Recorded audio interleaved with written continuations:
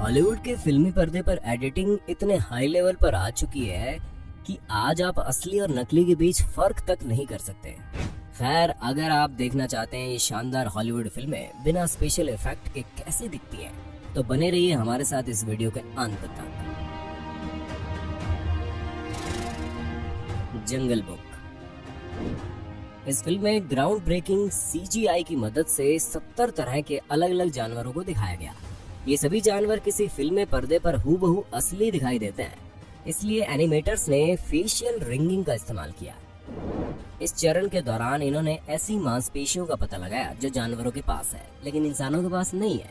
इसके बाद एनिमेटर्स ने इंसान और जानवरों की मांसपेशियों के कॉम्बिनेशन से जानवरों के चेहरे को हाव भाव दिए। साथ ही यहाँ उनके लिए जो चीज सबसे महत्वपूर्ण थी वो थी ज्यादातर जानवरों के बाल। यहाँ जानवरों के बालों के आसपास के वातावरण के अनुसार लहराना या बोलते समय सही तरीके से हिलना बेहद जरूरी था, ताकि दर्शकों को ऐसा ना लगे कि ये बच्चा अकेले ही कैमरे के सामने बक किए जा रहा है। जी हाँ, इस फिल्म में मोगली का किरदार निभाने वाले बच्चे का नाम है नील सेठी और पूरी फिल्म में उसने अकेले ही एक्टिंग की है, क्योंकि पर्दे पर दिखाई दे रहे सभी जानवर सीजीआई की मदद से बनाए गए और उन्हें आवाज दी है कई अन्य एक्टर्स ने।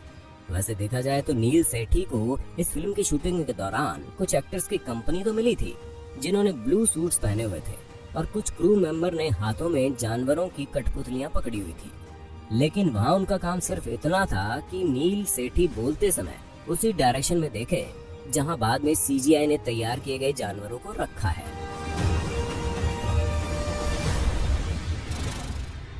Life of pi. Life of pi को बहुत से लोग एक बेहद शानदार विजुअल मास्टरपीस मानते हैं, क्योंकि इस अकेडमी अवार्ड विनिंग फिल्म को बनाना आसान काम नहीं था। इस फिल्म के सभी समुद्री दृश्य एक विशाल वेव टैंक में फिल्माए गए, जो कि ताइवान के एक बंद पड़े एयरपोर्ट पर खासकर इस फिल्म की शूटिंग के लिए बनाया गया था। ये वेव टैंक दुनिया का सबसे बड़ा सेल्फ जनरेटेड वेव टैंक था, जिसकी दीवार मूवेबल बनाई गई ताकि शूटिंग में सनलाइट का फायदा उठाया जा सके।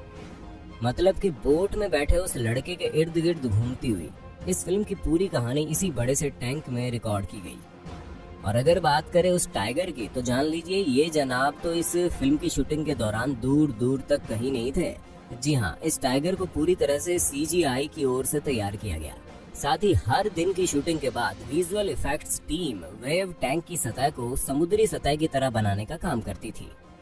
इतना ही नहीं, इस समुद्र को हूबहू असली जैसा दिखाने के लिए हाई पावर विंड ब्लोअर्स और स्ट्रेटेजिक सीजीआई की मदद ली गई, जिसमें हमें फिल्मी पर्दे पर तूफानी बादल और खूबसूरत समुद्री रात के नजारे देखने को मिले। मैलेफिसेंट, मिस्ट्रेस ऑफ इविल। ये 2014 की फिल्म मैलेफिसेंट की सीक्वल है, जिसमें एंजेलिना जोली को मुख्य भूमिका में दिखाया गया। इस फिल्म में एंजेलिना के साथ कई अन्य किरदारों को उड़ते हुए दिखाया जाना था, जिसके लिए उन्होंने दो अलग अलग तरीकों का इस्तेमाल किया, जिनमें पहला तरीका था एक्टर्स को मजबूत तारों के जरिए हवा में उठाए रखना। बता दें, इसी तकनीक का उपयोग अधिकतर फिल्मों में किया जाता है। और दूसरा तरीका था एक ऐसा मैकेनिज्म तैयार करना जो कि एक्टर्स को हवा में लहराते हुए 360 डिग्री मूवमेंट दे सके। इस मैकेनिज्म के ऊपर एक्टर्स को मूवमेंट देने का काम कर रहे थे ब्लू सूट्स पहने हुए वो लोग जिनको आप अभी अपनी स्क्रीन पर देख सकते हैं, जिन्हें सभी को बाद में सीजीआई बैकड्रॉप्स के साथ बदल दिया गया। यहाँ ये मैकेनिज्म इस तरह से बनाया गया कि इसके आगे पीछे करते समय या 360 डिग्री पर घुमाते समय एक्टर्स पूरी तरह से सुरक्षित रहे। इसके साथ ही मेलेफिसेंट के पंखों को सीजीआई से बनाया गया और इसीलिए एंजेलिना जोली को सेट पर शूटिंग के दौरान अपनी पीठ पर कुछ ऐसी चीजें लगाई रखनी पड़ी जहां बाद में पंख लगाए गए। यहाँ विजुअल इफेक्ट टीम को न सिर्फ असली जैसे पंख लगाने थे, बल्कि उन्हें इस बात का भी ख्याल रखना था कि ये पंख कलाकार के शरीर की गतिविधियों के साथ तालमेल भी खा लें।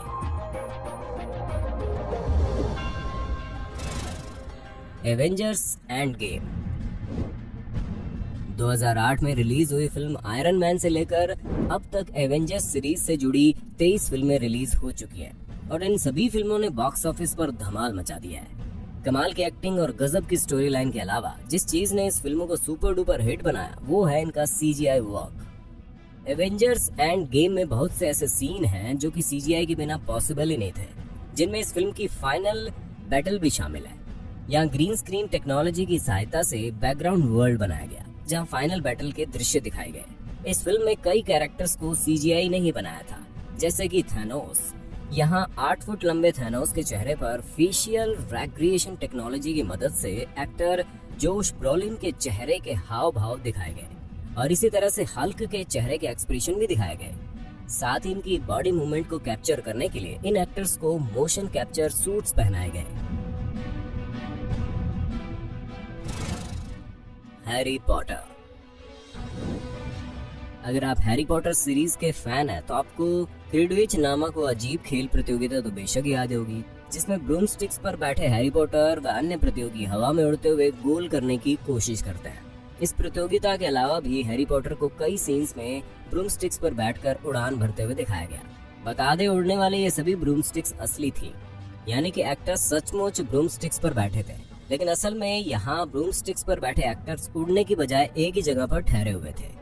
दरअसल इन दृश्यों को फिल्माने के लिए वीएफएक्स टीम ने ब्रूमस्टिक्स लगे रोटेटिंग प्लेटफॉर्म बनाए, जिनके ऊपर एक्टर्स को बिठाया गया।